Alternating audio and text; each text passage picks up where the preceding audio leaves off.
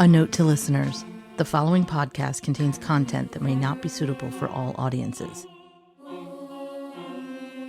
Violent individuals who would kill people, singular murderers, multiple murderers, mass murderers, and then obviously serial murderers.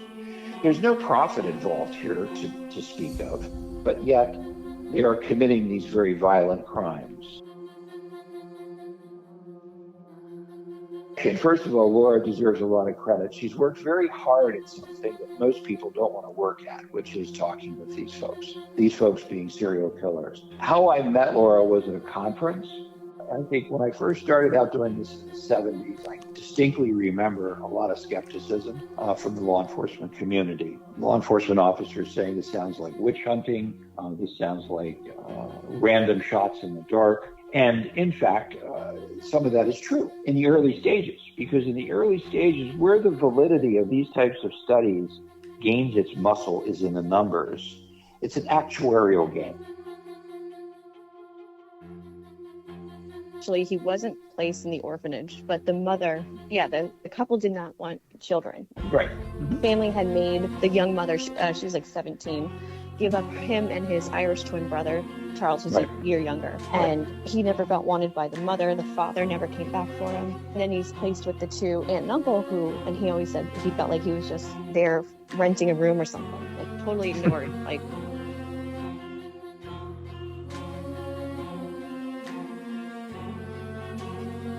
You are listening to Partners in True Crime. We are your hosts, Rob and Cindy Dorfman.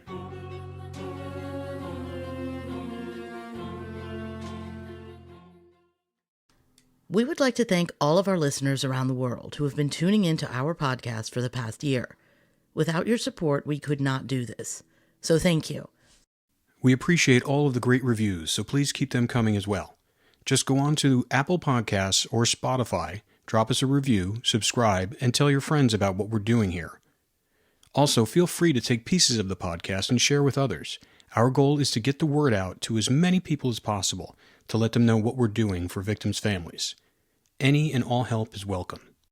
Now on today's episode, Laura is introducing us to Dr. Allan Pass, who has been a mentor to her in her research and has helped guide her in her conversations with the serial killers. Dr. Allan Pass has been practicing in the mental health care profession since 1973. He has been recognized in both state and federal court jurisdictions as a clinical and forensic mental health expert in both criminal and civil courts, for both the defense and the prosecution. We are excited to have him here today, so let's hear what he has to say. Okay, great. Yeah, so Allan, we can start with, why don't you tell us a little bit about your background? The name of the consulting firm is National Behavioral Science Consultants. I'm the director and founder of that firm, and then I have a series of other people, a bunch of people who work for me, or affiliate consultants under contract, each of them having their own respective specialty. The website will show you basically the kind of areas that we provide services to. My background is in, obviously, behavioral sciences and mental health, with a specialty in violent behavior and violent psychosexual pathologies. Although my doctoral work at the University of Pittsburgh specialized in that. And upon finishing and completing that, I also did my internship and worked for the Pennsylvania Department of Corrections for approximately 19 years in the Western Diagnostic Classification Center, which is a diagnostic unit housed in the Supermax of Western State Prison, which is now since closed. And as a result of that experience, had the capacity then to test, evaluate, spend time with, do treatment with some of the most violent offenders in the state of Pennsylvania.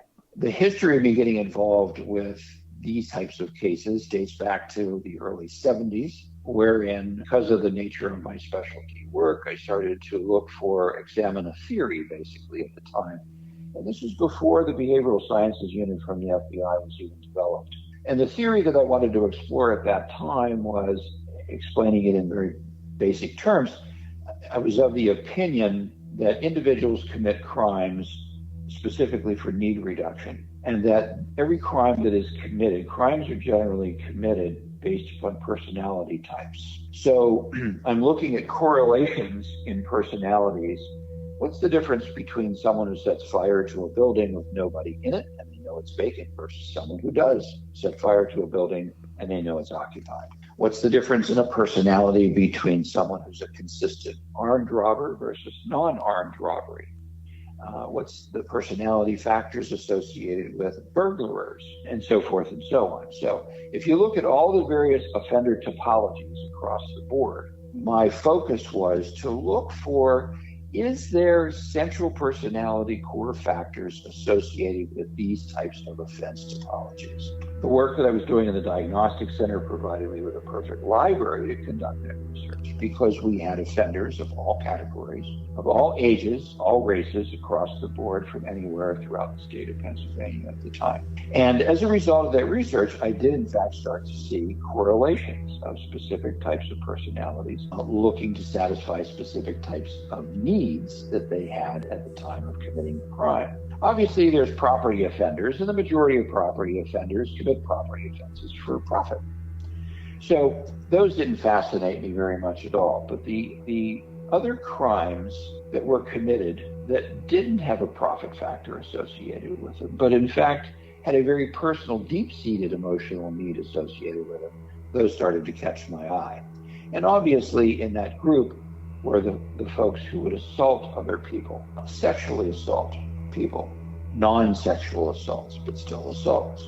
Violent individuals who would kill people, singular murderers, multiple murderers, mass murderers, and then obviously serial murderers.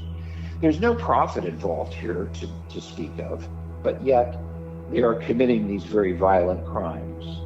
And my thinking was there has to be a reason why someone would commit a crime over and over again of a similar type. And of course, that's when I started to see the correlations. At that time, one of the test pilot cases that I got involved in and then subsequently was brought on as a consultant to various law enforcement agencies at the city, county, state, and in some cases, federal cross consulting as well. At that time, there was a case known as Edward Surratt. Edward Surratt was an individual in Pennsylvania who, at the time, we didn't know who it was, obviously, but there was a series of crimes occurring with random nature across Pennsylvania, Ohio, and then down the eastern seaboard.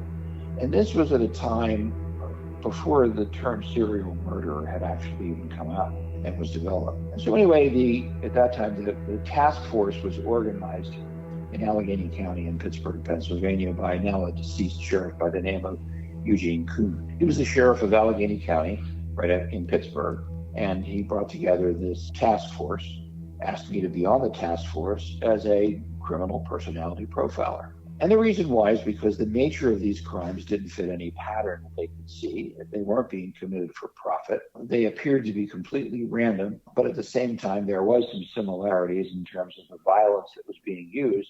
It's storming a residence, 9 times out of 10, storming the residence with a shotgun or another weapon, a handgun, but most of the times it was a shotgun, killing the male immediately, and then abducting and torturing the female. Property was never touched. There was oftentimes at the scene of the crime valuables, there's money, jewelry, etc., left behind. So obviously this was not a for-profit type of offender. This was an offender that was satisfying some very deep-seated personal psychological needs. And over the course of time, after several of these had occurred, I developed a profile. The profile was used by the task force, and sure enough, it did exactly what profiles are supposed to do, and that's to take the global pool of potential suspects and then facilitate the efficacy of the resources of law enforcement such that they could then focus their investigation on a smaller group. So starting out maybe with a suspect pool of 20, 30 people, using a really well-designed profile can shrink that group down to a very small number and therefore increase the intensity of the investigation and hopefully bring it to an end. And that's exactly what it did. So ultimately, there is and I think, Laura, you have a particular file a trailer that I had sent to you on the Edward Surratt case. Yes. And the trailer is known as the Year of Blood. That's the title that they gave it. It is a documentary that's in production. The bottom line is the profile was accurate and facilitated in doing exactly what it's supposed to do, which was guiding law enforcement resources to a pinpoint accuracy, which then led to the tracking down, and we all participated in it, down the eastern seaboard of the United States, where we ultimately arrested Edward Surratt in Florida. And if you look at the numbers on him, he's one of the most prolific serial killers, killing the largest number and the quickest number of victims, I think, of any other serial killer known at this point in time. So he was killing at an extreme rate. So that's how I became involved in the work of profiling. Wow. I mean, it's so extensive and impressive. I think for when we started speaking with Laura, she was just raving about how much you helped her through her process. So I was curious to see how the two of you connected and what your thoughts were, Allan, on Laura's work and what she was doing. Sure. Yeah, good question. First of all, Laura deserves a lot of credit. She's worked very hard at something that most people don't want to work at, which is talking with these folks being serial killers. How I met Laura was at a conference at the Wecht Institute of Forensic Science and the Law, where I serve as a board of director for that institute and a frequent presenter as well. She was attending one of the presentations, and that's where I met her. That's how we developed a friendship and interest in each other's work. It became apparent to me that this is a young lady who was highly motivated, very, very curious about what makes people tick. Obviously, she was in school at the time, and she was very interested. She started to develop an interest in developing a questionnaire, which ideally would facilitate a better understanding of why people do what they do, especially in serial killing. And I know that she's working in tandem with another academic, Dr. White, on the development of this questionnaire. So over the course of time, we cross-consulted with one another.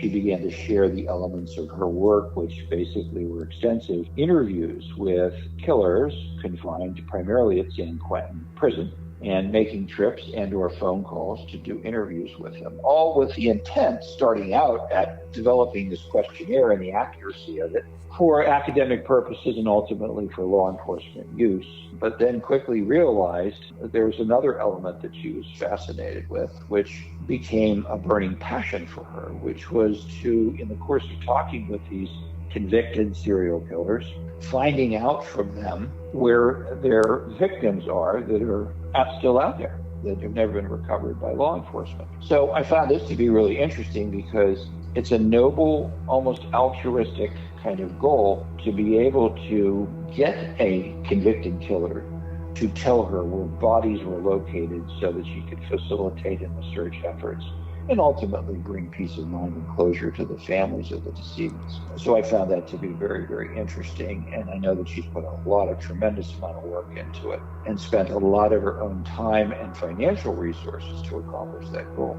And when you learned about her study, can you tell us a little bit about that? Because everyone's fascinated with her study, and they keep referring to her as the second mine hunter, and why, what motivated her, and especially in the documentary world where we work mostly. It's been interesting. So for us, it would be great to hear from your perspective what your thoughts are on the study, how you think it helps. Well, I think in a nutshell, without getting boring over the detail, I think in a nutshell, the whole concept behind the questionnaire was to, at this point in time, to develop questions that do not have a right or wrong answer. So there's approximately 70 questions on this questionnaire that she's worked on with Dr. White.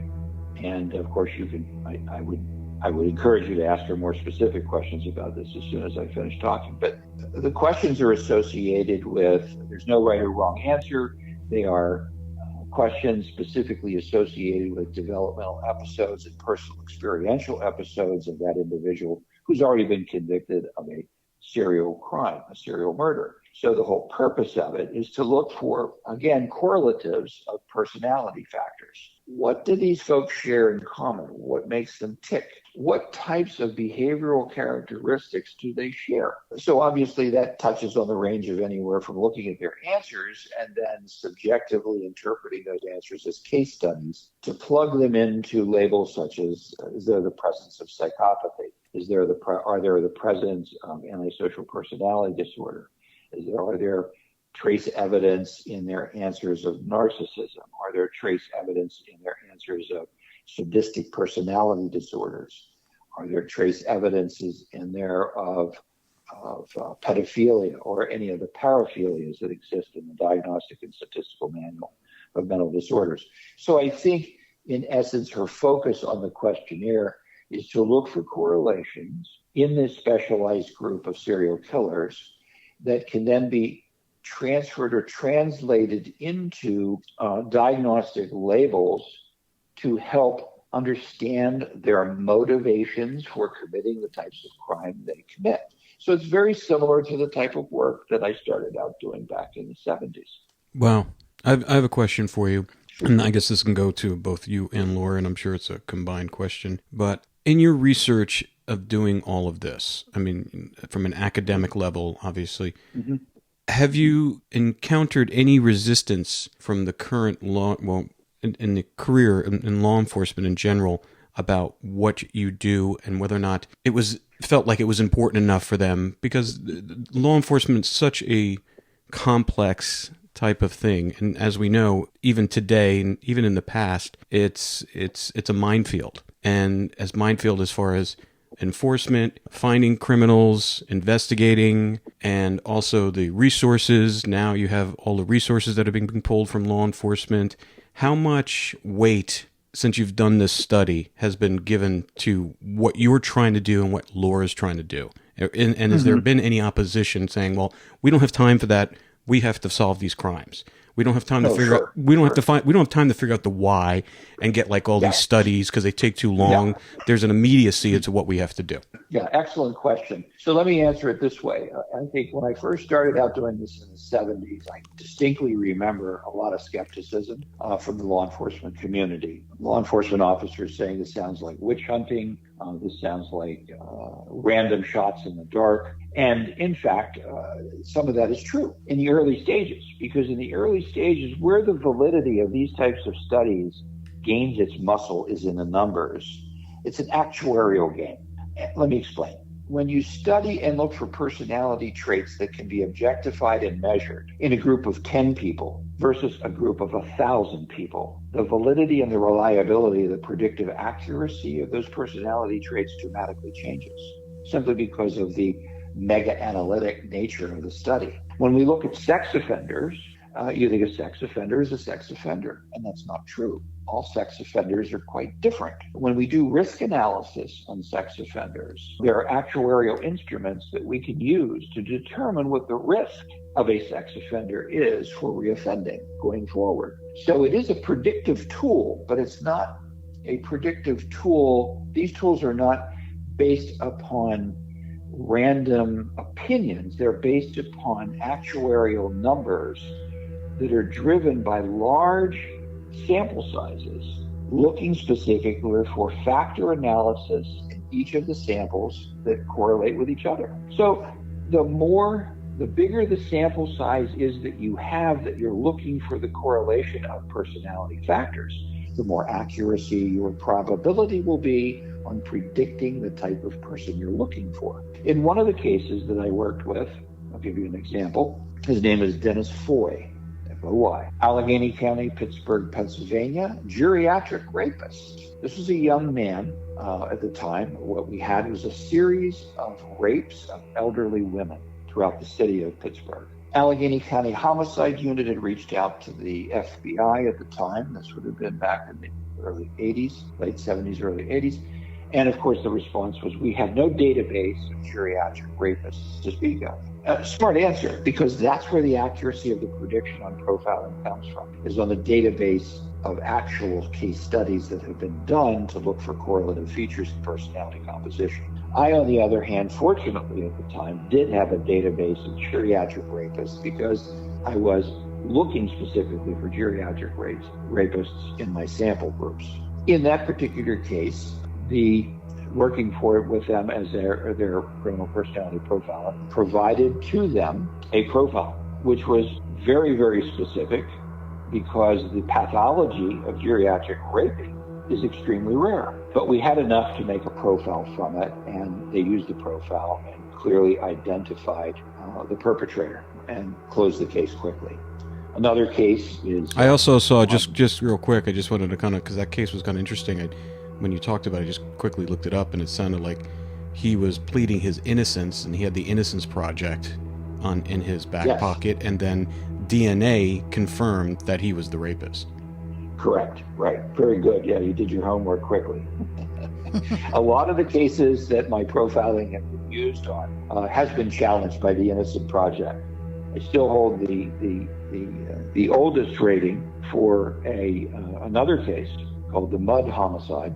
And this was a case, again, in the city of Pittsburgh that was based on flashback memory recall of a young child. That case had been challenged by numerous defense attorneys, including prior federal prosecutors who had turned defense attorneys through the Innocence Project.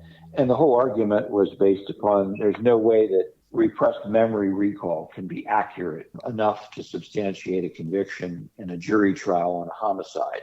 I was asked at that time by the law enforcement community to do the interview of the young child who then became a young man, because he recalled the details of this offense that he witnessed as a child, but now he's in his early 20s when he's recalling it. And they had asked me to come in and conduct the interviews to determine the validity of his recollection, which I did. And everything was recorded in that particular, brought before a judge in Allegheny County, and the jury found him guilty. The Innocence Project challenged that as well. Numerous appeals were filed, all to no avail. He still stands convicted of the murder. That's fascinating. Laura, can you talk a little bit about your questionnaire and why you decided on the questions that you did and what the response was? Well, I think, Allan, you put it perfectly in the description.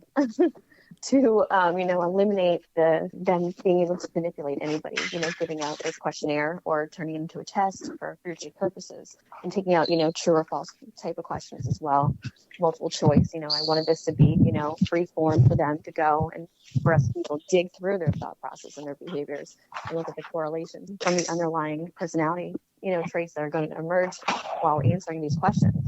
And that's what Dr. White and I are doing right now, is actually putting it into developing a scale to actually measure these answers and the correlations found between the offenders. When you started speaking to Allan, was this before you met Bittaker or after? This was right after.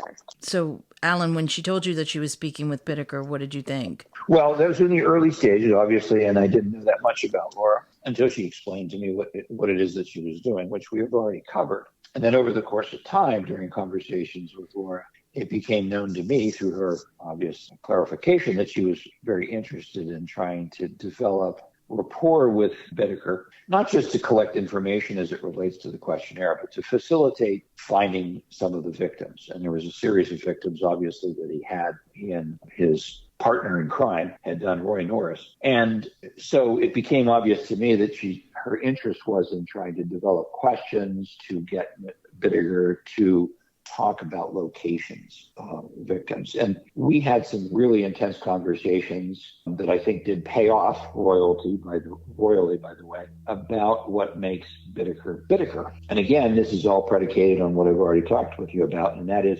understanding what the core needs are of an offender, a violent offender, I think are so important to then understanding what makes that violent offender tick. So if we look at Bittaker and you look at some of the behaviors that he was involved with his victims, that to the person looking in from outside the window would say, what in God's name was that all about? For instance, what in God's name was it all about relative to sticking an ice pick in a young woman's ears? Well, right off the surface, it makes no sense at all, other than it's a torturous act, it's heinous, it's violent. But I look beyond that. And in the conversations that I had with Laura, I said, we need to look beyond that. we need to now look at what is he really trying to tell us that his needs are that he's trying to satisfy. And sure enough, going back with her questions, talking with Bittaker, we found our answers. And in fact, the whole concept of stabbing a young female in the ears is because his girlfriend never listened to him. So this act became symbolic for no one ever listening to him. And how do you listen? You listen through your ears. Again, this is where, to your question, Rob, about, how was this responded to early on? Whenever you bring these types of proposed correlations up to law enforcement circles, oftentimes they kind of raise their eyebrow and drop their head and say, wow, that sounds like it's pretty far-fetched. But when your sample size grows and you see those correlations occurring in 10, 20, 30, 100, 300 cases, it's pretty hard to argue that they're fantasy-oriented. Yeah, that's fascinating. It's fascinating how when you stand back from it and you look at it from that perspective, it almost, like, I never even thought about that. No. I mean, it's like that, but that it's such a metaphor for what he's going through and what prompted him to do it in the first place. The anger and the pain that he was kind of inflicting was all that from inside that was been bubbling over from whatever he encountered and experienced in his lifetime. Right. Well, if you look at his life, it's a tragic one. He was obviously born in 1940 in Pittsburgh, Pennsylvania, ironically. Right? Unwanted child of a couple who had chosen not to have children. Placed in an orphanage at his birth by his mother. First indication. He wasn't placed in the orphanage, but the mother, the couple did not want children. Right. The family had made the young mother, she was like 17, give up him and his Irish twin brother, Charles, who's a year younger. And he never felt wanted by the mother. The father never came back for him. And then he's placed with the two aunt and uncle and he always said he felt like he was just there renting a room or something, like totally ignored, like all childhood, young adult life. It's always a fine line because it's hard to feel empathy for a person that has done such horrific acts of violence against so many people. No, absolutely. And it's always a fine line for me because you look at that and you're thinking, okay, there are other people who have suffered in those ways as children. What is the switch? Where does it turn from that to thinking it's okay to go and murder people and use an ice pick and do all these horrific things? That's always what's been fascinating to us, trying to understand these things. Yeah, I think first of all, I don't look at this as developing empathy for him because there is no empathy for people who do these sort of things. But it's an understanding of why he did what he did. And again, I think that's really important. It's important from a proactive viewpoint because it clearly shows that our behavior is in fact part of what we experience developmentally. Those are where our primary lessons are learned. So I think from an educational perspective and from a proactive perspective, this is where social service programs, mental health treatment programs focus now more intently than they did back in the 60s on the importance of how children are treated. Back in the 50s and 60s, corporal punishment was okay.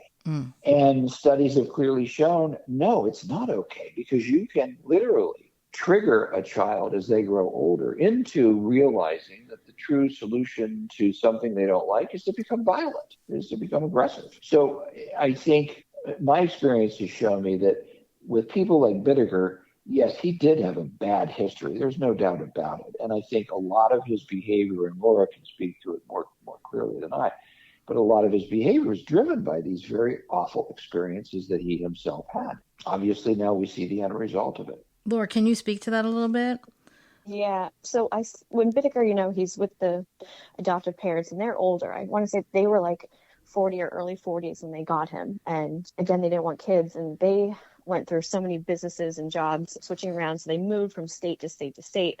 So again, Bittaker's also not in a controlled environment. He's not being raised in a stable household. He's always uprooted throughout his entire childhood too. He described how he never had a birthday party. He never had any kind of like normalcy that, most children have. And he didn't have any playmates. He never had play dates. He never had friends over from school. He essentially never had a friend. And when you go and look at him and Norris, and like kind of that twisted friendship that they had.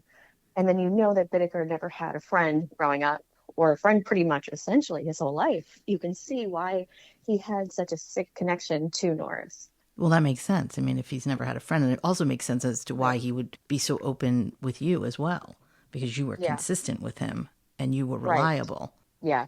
Yeah, but that also poses the question what Cindy was saying before. You know, I know a lot of people who've had horrible circumstances growing up. I mean, horrible, vile. Some people have come from war-torn nations, and, you know, people have been abused. You know, my mother herself had a horrible, horrible upbringing and grew up to be an amazing woman and mother. So the question still bears is like, what's the difference? What's the thing that we're all trying to figure out that kind of throws that switch that changes someone from from those circumstances into a horrific murder? Mm-hmm. Yeah, it's truly a puzzle. It's the nature versus nurture argument. You know, how much of our behavior today is governed by our prior behavioral experiences while we're growing up, as opposed to how much is then driven by our genetic composition, our predispositions towards certain behaviors. Struggled with this for a gazillion years, and so far there is no clear answer to that question. Yeah, no, that's a tough one. I mean, because, you know, I had a woman that worked for me, and her uncle was Gary Ridgway, and which led to us, you know, we did a documentary about that family. And the main reason she wanted to do the documentary is because she had just become a new mother, and she was really concerned at that DNA being passed on to her, skipping a generation and being passed on to her kids. I know there's been a lot of work done on this. I think it's, like you said, it's nature nurture. I mean, we're all like in a martini shaker of chromosomes that gets thrown out. We don't know how it all lays out in the end. And like you said, I think that's the question that I don't know if we'll ever have an answer for. I don't know if tech can kind of help accelerate what's the studies of this and kind of identify and predetermine who's going to be more susceptible to those behaviors, and almost like in a Minority Report, kind of doing a pre-crime on people. Is that something that you think could possibly be happening in the future? Well, yeah, I do, and I think it all gets to the concept of probability ratings. I don't think we'll ever see a definitive equation to answer that question. I don't think that's possible, but I do know what is possible, and that is probability rating analysis, because that is what is emerging now in the whole prediction field of reoffending behavior, especially with sexual psychopathology. So boiling it down to simple language is this: an individual who grows up in an environment that's got everything stacked against him or her, violent background, abandonment from primary caregivers, early experimentation and abuse of drugs and alcohol, history of being physically, sexually abused, et cetera, et cetera, et cetera. That type of person with all of those very negative prior experiences, in general, has a higher probability for engaging in aberrant social behavior than a person who does not. We do know that historical behaviors do control and predict more accurately future behaviors than anything else that we've seen. So, in a nutshell, I think probability ratings are what we need to go with, because that's what's being used now not only in law enforcement as it relates to criminal personality profiling, but it's also being used now and accepted in the courts. I testify on a regular basis as an expert in criminal court as it relates to sexual offenders. I'm one of the founding members of the Megan's Law, helped write the legislation under Governor Ridge for the state of Pennsylvania for Megan's Law, and one of the founding members of the Pennsylvania Sexual Offenders Assessment Board, and still serve on that board as an appointee from the governor of the state of Pennsylvania. As it relates to doing work for that board, as well as in my private practice, oftentimes sexual offenders prior to sentencing will need evaluations completed on them to make determinations as to who's truly violent in their particular crime. So if you look at that law, it talks about sexually violent predator classification standards, which I helped to develop as well. And all of this is based upon probability ratings. Our actuarial testing is based upon probability ratings. It doesn't mean that it's a completely 100% accurate prediction, but it is more accurate than throwing a guess, because it's based on probability. And probability is driven by factors specifically associated with known behaviors that we can already measure. What do we learn from Laura's work? And what can we learn from Laura's work? I guess is the right question. I think that's a great question for Laura. No, I mean, I'm just in general. I mean, no, but I'm just saying because we talk to Laura a lot, and so we're trying to get a perspective. So from an outside viewpoint, and because I wanted to know from an outside, another person who has been doing this for years, what can we learn from finding out how these killers dispose of bodies and hide them, and and the benefit of finding out where these victims are. Mm-hmm. Well, that's a two-part question. So let me answer the first part since you're directing it to me. I think the benefit of Laura's work is simply stated this way. There is no limit to the amount of information that we should try to get to in terms of understanding the pathologies associated with these types of violent behaviors. The more, the better. So I don't think there is any clinician out there who can say they've got the market cornered on collecting data as it relates to facilitating the accurate prediction or identification of profiles of serial killers. It's impossible to do. So collectively, if we all work in the same direction, which is what Laura is doing, what I'm doing, and there's other really good professionals in the field that are doing the same thing, we're all shooting for the same goal, and that is to get as much information as we can to improve the accuracy of what it is that we're trying to do, which is identify who these people are after the fact. Ideally, in some ideal world, and I think this is not as ideal as it may seem, but I think collecting this information does educate our society, our cultural systems, our educational systems, our children and youth service systems to be able to identify the markers of what's occurring to children as children, to take the corrective measures to then minimize the probability that these children will continue to be abused and may grow up to become one of these really distorted individuals who commit these types of crimes.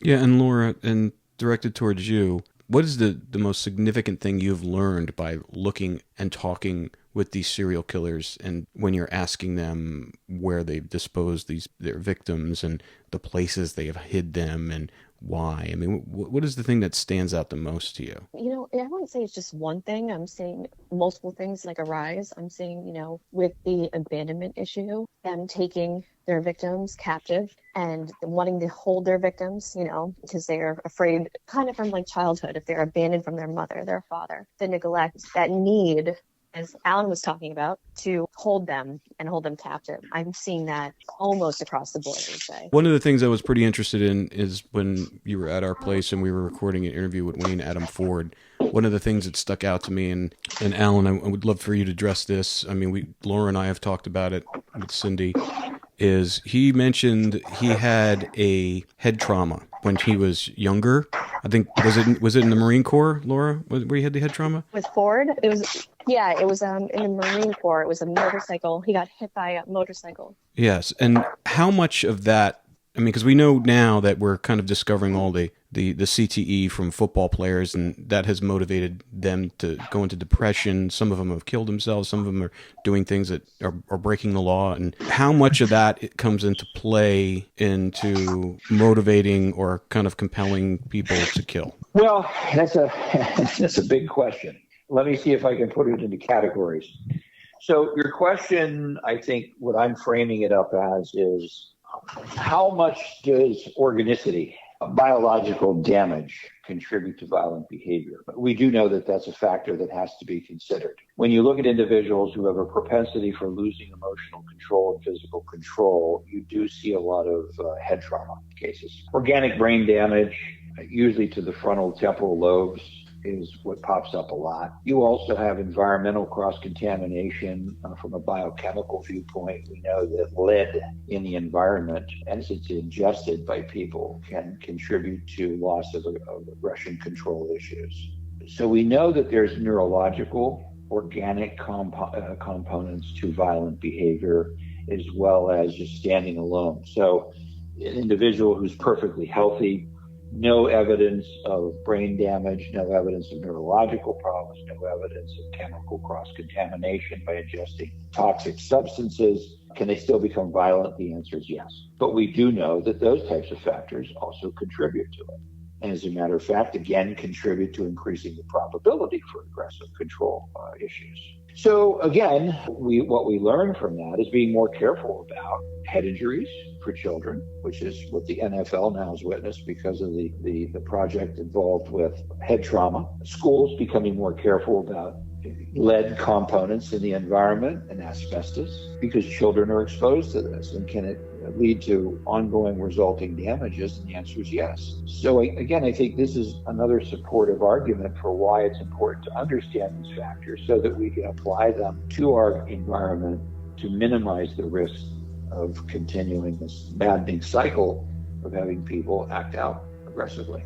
One of the things that Laura has been telling us about since we met her is how helpful you were to her during the last days of Bittaker's life and those deathbed interviews that you helped her prep for, which are really compelling and overwhelming to listen to. So I was wondering if you could let us speak to us about what that was like and what the process was for that and what you were prepping, how you were prepping her. Well, when Laura approached me about talking with Bittaker, obviously she had expressed the goal, as we all know, because we covered it in this podcast, that not only was it about the questionnaire, but ultimately then it transformed into identifying where bodies are for closure purposes for the decedent's families, and because it's the right thing to do, basically. She had asked me, in my opinion, are there certain types of interview styles, not interrogation, but interview styles. There's a world of difference between interrogations and interviews. Are there topics that can be covered, or linguistically how best to approach an interview with someone, especially someone who's sitting on death row or suffering from a terminal illness? And in this case, he had both. Bittaker was sentenced to death, and he was also dying of terminal cancer. He passed away in December of 2019, and Laura's conversation with me intensified around specific linguistic strategies of how to interview someone who knows that they are dying, either through the death penalty or through natural causes. And one of the things that I want to emphasize here is that, did Bittaker have ample chances to commit suicide during his life? The answer is a resounding yes. He had opportunities to self-terminate in the free world, and he had opportunities to self-terminate in the confined world.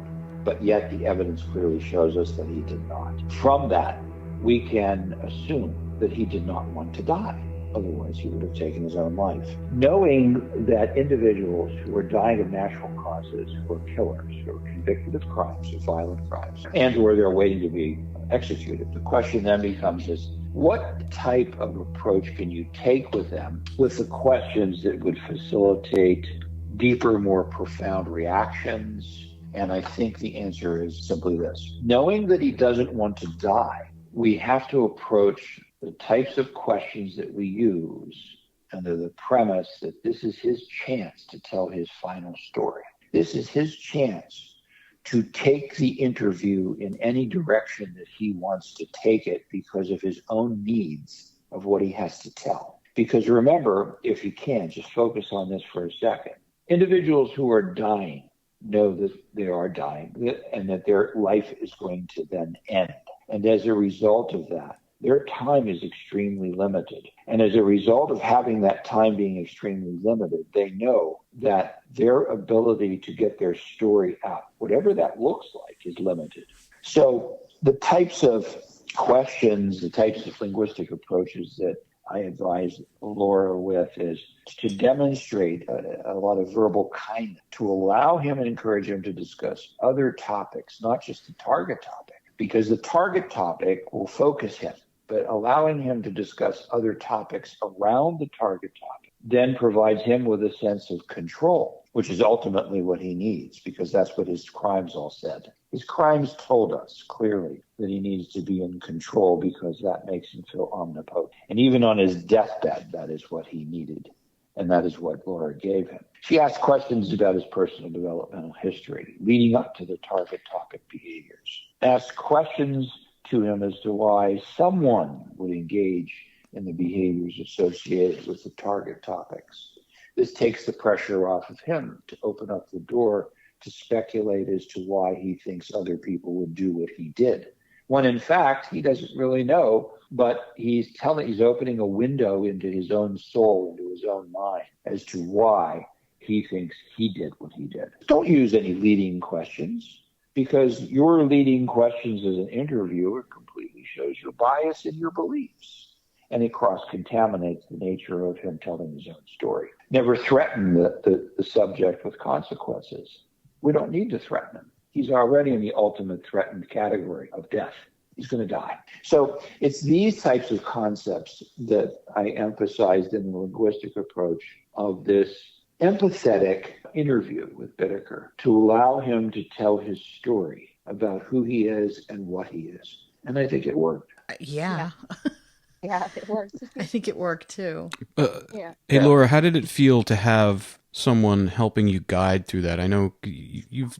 I mean, it's great to have a coach. You basically have a coach to kind of do something difficult. How much was that helpful? Yeah, I think Alan and I would be emailing each other back and forth, and I would say Jack Crawford, he'd say Clarice, because it was it's so intense, and it's genius serial killer, and I'm going in there. I had somebody to go back and talk with and decompress with, and just everything in between, and. The deathbed interviews are a different ballgame, like a completely different ballgame. And Alan has interviewed serial killers, on their deathbed too. And he can even confirm it's a very different interview. It's very, very emotionally charged. It's spilling out everything, all their emotions, all the details of their life, everything they think is important to tell you starts just coming out in those final interviews. And I described it in the show as like a profound experience, because you're watching somebody, this is not a regular human being dying. This is someone who has killed people for pleasure, and now they're facing death on their own. And you're there. You're the only person there with them as they're facing this. Wow. That's a big responsibility for you as well, as you're trying to get this information out of him. How did that feel? Oh, it was so intense. I mean, it was really a roller coaster, because, he'd be hysterically crying at one minute, angry about everything the next, and it's just everything just starts flooding out during the interview. Yeah, I guess one of the questions that I bubbling in my head hearing about all this is, and this is both of you, and you guys can, Alan, you first. How do you process and and also separate? Because we have to do this all, because we've been doing true crime producing for a long time in documentaries. So we have a lot of experience dealing with victims, families, and killers. But you guys are so intensely involved in it, and the details in the study. How do you separate your personal feelings and of what this person's done and your clinical outlook on getting the information that you need to get from these people? And how do you process that as a person? It's difficult, I will tell you that. I've been doing this since 1973, so you can do the math. It's a long time. And I think what helps me to process this in a healthy, constructive way, and then consequently prevents me from losing my own sense of self in terms of sanity and or compassion for people in general, is to look at it as objectively as I can, thinking the whole time, and realizing, by the way, not just thinking it, but then seeing the positive results that come from it in terms of assisting law enforcement to do an incredibly difficult job. Their job, investigators in these types of cases, you want to talk about stress, you want to talk about frustration, it's profound. But I think for me, the ability to do this objectively, to provide a tool to help them focus to get a very, very important job done, I think is satisfying to me and provides a sense of reward, knowing that a person who is taking other people's lives is now taken off the street, I think is a rewarding feeling. And at the same time, feeling compassion for the offender as well. And that sounds odd, I'm sure, but it's true. And I've actually made that statement in court while testifying. One case comes to mind where I actually said while I was testifying in the witness box as an expert for the defense in this case. It was a violent sexual offense. But I felt very sympathetic for the offender. And of course, the defense attorney quickly said, well, why is that? And it's kind of a shocked look on his face. I said, well, because if he would have gotten involved in therapy at an appropriate age when the psychosexual pathologies were emerging, none of us would be sitting here today, and he would be leading a relatively normal life. And I think that's something that you have to always remember, is that even though these people who commit these types of serial murders can be looked at by the common person in our society as a monster, and their behaviors and their actions truly are monstrous. At one point in time, this was an infant. This was an infant who was brought into this world as a child. And somewhere along the line, because of all those things that we've already talked about in this podcast, there was a train wreck that happened. And if we could have been there to stop that train wreck from happening, these monstrous behaviors most likely would not have occurred. That's a fantastic point. We all come into this world innocent. And then there's a point at which that loss of innocence happens. And for some people, they overcome it, become prosperous, and also healthy and serving civilians in this society. And then there's the other ones that just, it goes the other way. Yes, it's very sad to watch. Yeah. And I'm sure you've seen the degradation of people in the process. I mean, I know we have, but from your perspective and Laura's perspective, you deal with it on such a micro level that can be overwhelming, I would imagine. And Laura, why don't you speak a little bit about that and your experience with that? Because, I mean, you're just at the beginning journey of this. You've kind of been thrust in there, and you've kind of been put on a pedestal based upon the stuff that you're doing, your unique work, which a lot of people that we've talked to in the true crime world have really like going, some of them are saying this is fantastic, other ones are going like, why? So how do you process dealing with all of this, the darkest forces that humanity provides? I was just telling Allan before we all jumped on, my father is a professor, academic, and then my grandfather is also a PhD academic. So I had that academic research base always passed down to me, the love for it. And, I grew up with, you put emotion to the side when it comes to research and academic standpoints. So it was always very natural for me to do and kind of look into subjects where you don't have any bias. If you put your bias in, it's going to compromise the findings into it. So I'm really able to take that out of it.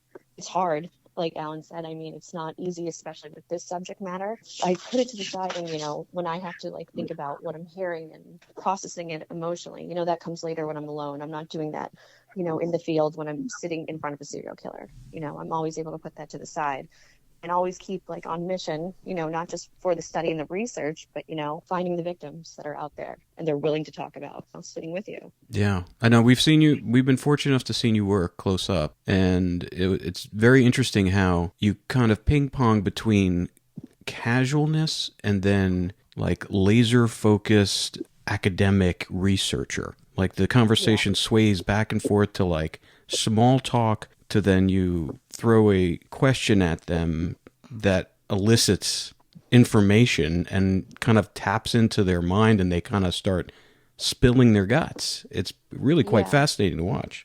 Well, I've developed it when you're starting to talk to them. You really develop a style of how to do it. And you start to read them. You know when to pull back, and the pullback is going to be the small talk. You're going to let them decompress for a second, and we're just going to have a casual conversation. We're still, I'm here with you. Let's have a quick laugh because we're diving into something very heavy. But then I'm, as we start talking again, I'm going to get laser focused. But I always know I can read them, and I know when to pull back and when it's going too hard. I also know when to pounce when they're saying something, and I know when to jump. You never want to go too hard at them, but there are moments where you have to pounce. There's moments where you have to pull back, and you start to be able to do it naturally with working with offenders. And I think it was really interesting, Allan, when you said that Laura's main goal is a little bit altruistic as well as very commendable, that she's going in there to get this information from these horrific killers in order to help bring some of these victims home. And I think some of that gets lost in all of her work, and people don't realize that that's one of her main objectives. And I think it's really important to stay on point with that and to remind people that she's doing this for a reason. There's always a purpose to every interview you've had with these killers, and we've watched you, which is why we really believe in the work that you're doing and how important it is. And I was wondering how the law enforcement community, in your opinion, Allan, views that. Well, I think they have a high regard for it because at the end of the day, law enforcement in these types of cases not only want to get the collar, in other words, not only want to make the arrest, but they also definitely do want to bring closure to the families. And in cases of serial killers where bodies are missing, they want to find those bodies. they want to find those victims, and so that they can bring their remains home to the family for that ultimate closure that everything is done.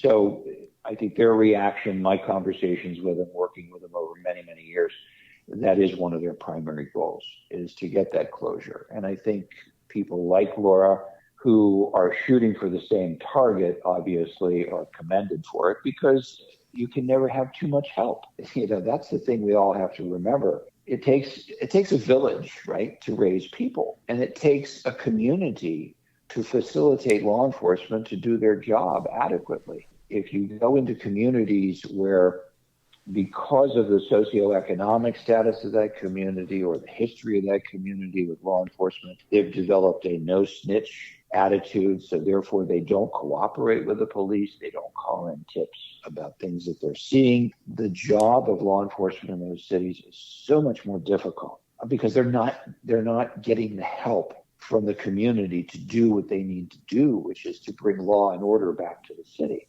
So in these types of cases, the more people that we can have that are interested in helping law enforcement bring closure to these types of crimes with information about the perpetrator, things that they have seen, things that they believe might be connected as clues to these types of crimes to solve them, information about where they believe maybe the victims were dumped. This type of input from the community is so invaluable. And I think this is also one of the reasons why you see in social media now the super sleuths of the community coming forward. Is it perhaps part of it is because they want to gain some social recognition for their contributions, and that's fine. But at the end of the day, if they are assisting law enforcement in doing their job, then I commend them. I commend what Laura's doing in terms of trying to find the victims, because the families need it. And the more we get that word out, the more we can get social interest to help find the victims. I agree. I'm glad you said that about the sleuths, and because we're television producers, but we also have a live investigation podcast where we're investigating a cold case of a double homicide, and it's that delicate balancing act that we kind of, because we're working with law enforcement. Currently we're working with the BIA on this case in Oklahoma, and we always have to have these discussions whether or not what we're going to be putting out there is going to either help or maybe hurt the investigation. And the good news is that after 35 one-hour episodes of that podcast, it's because of the podcast, the case got elevated to the BIA level and taken away from the local law enforcement, which means it's got a better chance of being solved because they have more resources and they have more, and they're putting more attention to it as opposed to the local law enforcement who just basically abandoned the case. So, and Rob, that's an extremely good point, because the law enforcement community is very protective of itself for obvious reasons, because not everybody in our community likes police. At the end of the day, especially in today's social climate and some of the things that we see on national news in terms of how they conduct themselves. But we have to realize, I think, as a group of people, that there is a phrase called law and order. And if you don't have law, you will have no order.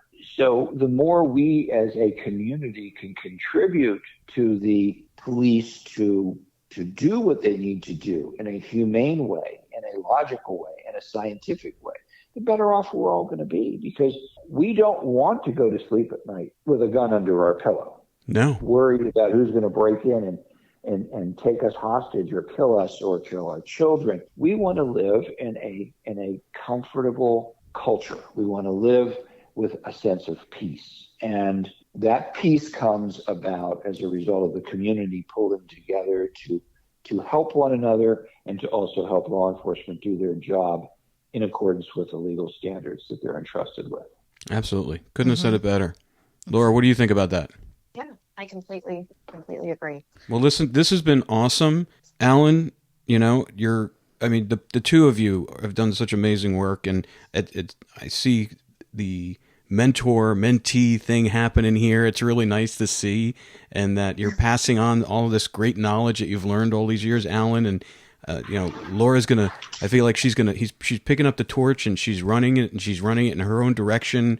And I think the fact that she has you to kind of advise her and coach her is fantastic. I'm a full proponent in that. I'm a mentor to some people before, and it's a very rewarding experience. I can see how it's kind of flourished your guys' relationship just based upon just talking to both of you.